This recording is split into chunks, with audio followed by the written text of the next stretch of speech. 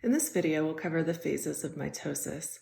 Let's remember, first of all, that mitosis is part of the cell cycle. It occurs during M phase. We can break M phase into mitosis, which is also called karyokinesis, and cytokinesis, which is the division of the cytoplasm. So let's break down mitosis.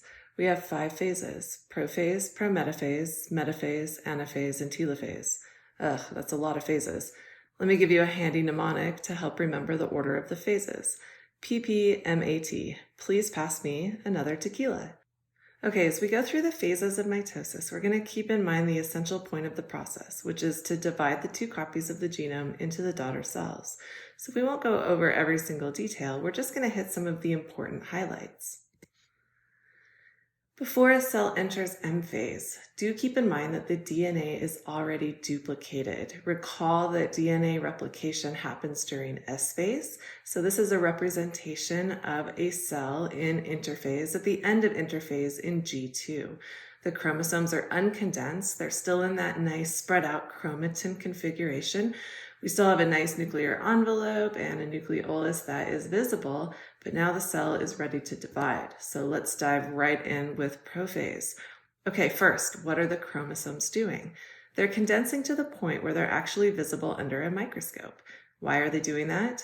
Well, remember, before this, they are spread out in the chromatin configuration, which I like to think of as a bowl of spaghetti. It's too difficult to grab half of that for each daughter cell, let alone the right half, so we need the chromosomes in a configuration that's easy to divide in half.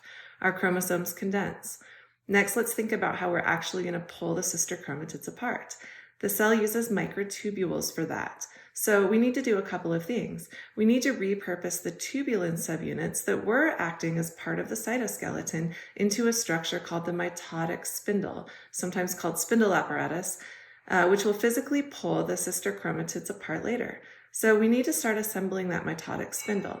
We'll also need access to the chromosomes because they are in the nucleus and the microtubules are outside the nucleus in the cytoplasm. So there's a barrier in between, the nuclear envelope.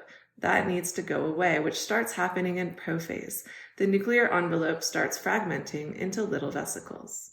Next, prometaphase. Some of the processes we just discussed continue. The nuclear envelope continues to dissociate and fragment, and the mitotic spindle develops further. But here's the big important thing that happens in prometaphase. The cell needs to prepare to pull these sister chromatids apart. So we have protein complexes called kinetochores. And these kinetochores assemble at the centromere of each sister chromatid. The kinetochore is going to be the link between the sister chromatid and the mitotic spindle. Kinetochores are super cool because they actually detect and respond to physical tension, which is really important because we need one sister chromatid from each duplicated chromosome to be attached to the spindle on one side of the cell, and we need the other sister chromatid to be attached to the spindle on the other side of the cell so that these sister chromatids are pulled apart and divided and given one to each daughter cell. So there will be tension as the microtubules pull on the kinetochores. Next phase is metaphase. Here the chromosomes align in the center of the cell. We call this the metaphase plate, but it isn't a physical structure, it's simply a location about midway between the 2 poles of the cell. By the end of metaphase, each sister chromatid is attached to a spindle fiber via the kinetochores. Once they're all attached, we're ready to pull them apart. This happens in anaphase. In anaphase, the sister chromatids are finally separated and are pulled toward either pole of the cell. The microtubules depolymerase as they go, and now each chromatid is referred to as a separate chromosome. In the last phase of mitosis, which is telophase, the chromosomes arrive at the opposite poles of the cell. They don't need to be condensed anymore, so they start to relax back into their spread out chromatin configuration. We also don't need the mitotic spindle anymore, but we are going to need a cytoskeleton, so the spindle fibers depolymerize back into tubulin monomers, which can then be put back together into the microtubule cytoskeleton configuration. And we need to have nuclear envelopes around each of these sets of chromosomes, so a nuclear envelope forms in each daughter cell. Okay, we're almost done, but not quite.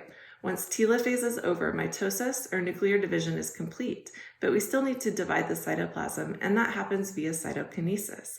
A lot of times this happens roughly concurrently with telophase, and often starts even in anaphase. Sometimes cytokinesis doesn't even happen at all, and you end up with a cell that has two nuclei. What? This happens in lots of groups, actually. Some algae, fungi, ciliates, and slime molds. This slime mold, for example, has thousands of nuclei that aren't separated by cell walls or cell membranes. Pretty cool, right? By the way, you have some cells with more than one nuclei too. It's pretty common, for example, in hepatocytes, which are found in the liver. We're also seeing here a cancer cell with two nuclei. Okay, that's our brief overview of mitosis. I hope you enjoyed it and better understand the process.